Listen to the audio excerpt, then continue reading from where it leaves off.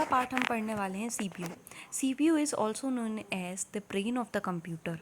ठीक है, जैसे कि हमारा ब्रेन हमें मदद करता है सोचने में और डिसीजंस मेकिंग में, ठीक है, वैसे ही सीपीयू मदद करता है कंप्यूटर को सोचने में और डिसीजन मेकिंग में और क्या करने में, है ना।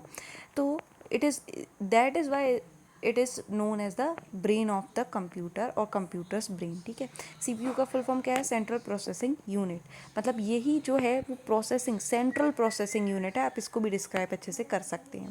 तो सीपीयू का मेन काम क्या है? Fetch, decode and execute. ये क्या करता है? It gets instructions from the computer's memory.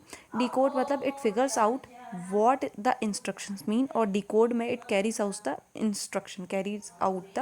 instructions like doing a math problem or moving data etc. ठीक है, तो कंप्यूटर जो सेंट्रल प्रोसेसिंग यूनिट है इसके 3 पार्ट्स होते हैं, CU, ALU और MU। ये स्टोरेज यूनिट। CU मतलब कंट्रोल यूनिट, ALU मतलब अरिथमेटिक लॉजिक यूनिट और MU मतलब मेमोरी यूनिट। ठीक है, सबसे पहले हम कंट्रोल यूनिट की बात करते हैं। तो ये जैसे कंप्यूटर का ब्रेन कौन है? सीपीयू, और सीपीयू का ब्रेन कौन है? कंट्रोल यूनिट, ऐसा समझ लो आप, है ना। फिर यही क्या कर पाता है? इंस्ट्रक्शंस को एग्जीक्यूट करवाता है। कौन? Control unit. तो सीपीयू का जो मेन काम है फैच, डिकोड और एग्जीक्यूट, तो ये मेन काम कौन करता है? कंट्रोल यूनिट करता है। देखो कंट्रोल यूनिट क्या करता है? इंस्ट्रक्शंस देता है किसको? अलग जो सीपीयू के और जो कंपोनेंट्स है जैसे एएलयू वगैरह, इनको कंट्रोल और इंस्ट्रक्शंस देता है। कौन? Control unit. ठीक है, इसलिए इसको कंट्रोल यूनिट कहा जाता है। मतलब ये सीपीयू के ही अलग अलग कंपोनेंट्स को कंट्रोल करता है। ठीक है, और क्या करता है? Manages the flow of data inside CPU, है ना।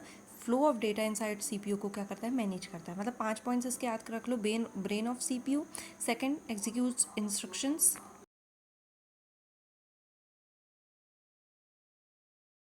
और फिर थर्ड वाला एफडीई साइकिल आप बता देना। ठीक है, एफडीई साइकिल क्या है? फंडामेंटल प्रोसेस है जिसकी वजह से सीपीयू रन कर पाता है हमारा। ठीक है, ठीक है, तो ये क्या करता है? कोऑर्डिनेट करता है सारी एक्टिविटी जो कंप्यूटर सिस्टम या फिर सीपीयू के अंदर होती हैं। ठीक है, और कम्युनिकेशन भी अलाउ करता है ALU, input output device, primary और सेकेंडरी स्टोरेज डिवाइसेस के बीच में। ठीक है, तो ये हो गए 5 काम इसके। फिर छठा आप याद रख सकते हैं, इसके कंपोनेंट्स क्या होते हैं? इंस्ट्रक्शन रजिस्टर, इंस्ट्रक्शन डिकोडर और टाइमिंग एंड लॉजिक यूनिट, वो कंट्रोल लॉजिक। ठीक है, अब हम बात करते हैं एएलयू की। अब arithmetic logic unit. Arithmetic logic unit जो है कैलकुलेटर है सीपीयू के अंदर का। मतलब जो प्रोसेसिंग वाली चीज़ होती है ना, है ना, देखो जो कंट्रोल वाली चीज़ है वो कंट्रोल यूनिट करता है ना। इंस्ट्रक्शंस देना, कंट्रोल करना और कम्युनिकेशन करवाना, ये सब वाली चीज़ें क्या करता है? कंट्रोल यूनिट करता है। अब ये जो अरिथमेटिक और लॉजिक वाली चीज़ें, जो प्रोसेसिंग वाली चीज़ें हैं, वो एएलयू करता है। ठीक है, तो अब इसके भी 2 पार्ट्स देखो, है ना। AL is the part of CPU where actual execution of instruction work. कि देखो तुम्हें इंस्ट्रक्शन मिला तो उसने फेच करा, फिर क्या करेगा? वो डिकोड करेगा कि करना क्या है ना, इंस्ट्रक्शंस का, और फिर एग्जीक्यूट करेगा। तो ये जो एग्जीक्यूट करवाएगा ना, ये एएलयू करवाता है ना। मतलब सीयू इंस्ट्रक्शंस देता है किसको? एएलयू को, कि तुम ऐसा ऐसा करो। तो एएलयू में भी ना 2 यूनिट्स होती हैं। ठीक है, एक होती है अरिथमेटिक यूनिट, ये परफॉर्म करती है अरिथमेटिक ऑपरेशन जैसे plus, minus, multiply, divide, exponential, data manipulation, example etcetera, है ना। मतलब शिफ्टिंग वगैरह अलग अलग। लॉजिक यूनिट ये करती है जैसे एंड और नॉट, मतलब जो लॉजिकल क्वेश्चंस होते हैं लॉजिक यूनिट उससे डील करती है। ठीक है, जैसे मैथ और लॉजिकल थिंकिंग आप मान लें, अरिथमेटिक और लॉजिक यूनिट। ठीक है, एग्जाम्पल फिर आप दे सकते हैं। एग्जाम्पल कैसे देंगे हम? कि हाउ ALU वर्क्स। ठीक है, ये आसान है याद करने में। देखो सपोज़ हमें ऐड करना है नंबर 15 और 45 को, तो हम क्या करेंगे कि ए जो है हम एंटर कर देंगे नंबर। ठीक है, अब कंट्रोल यूनिट क्या करेगा? कमांड देगा। ठीक है, तो पहले देखो जो नंबर हमने 15 लिखा वो कहाँ स्टोर होएगा? एक्यूमुलेटर रजिस्टर में। ठीक है, फिर सेकंड नंबर 45 वो कहाँ होएगा? डेटा रजिस्टर में। फिर इस कंट्रोल यूनिट सेट करेगा कमांड की हमें क्या करना है? ऐड करना है ये नंबर को, है ना। फिर ये जो नंबर हैं ALU में ऐड होंगे। फिर ये जो आउटपुट है ना, जो रिज़ल्ट है वो सेंड होएगा कहाँ? फिर से एक्यूमुलेटर में, और फिर फाइनल रिजल्ट कहाँ चले जाएगा? मेन मेमोरी में, और उसके थ्रू हमारे आउटपुट डिवाइसेस में। समझ में आ गई बात आपको? पहले एक्यूमुलेटर रजिस्टर, और फिर दूसरा क्या है? डेटा रजिस्टर, है ना। डेटा रजिस्टर फिर क्या होएगा? कंट्रोल यूनिट कमांड देगा, ALU में वर्क होएगा, एक्यूमुलेटर में जाएगा, फिर एक्यूमुलेटर से मेन मेमोरी में जाएगा। अब रजिस्टर क्या होते हैं? रजिस्टर CPU के अंदर की मेमोरी होती है, ठीक है। Registers are small high speed temporary storage inside the CPU।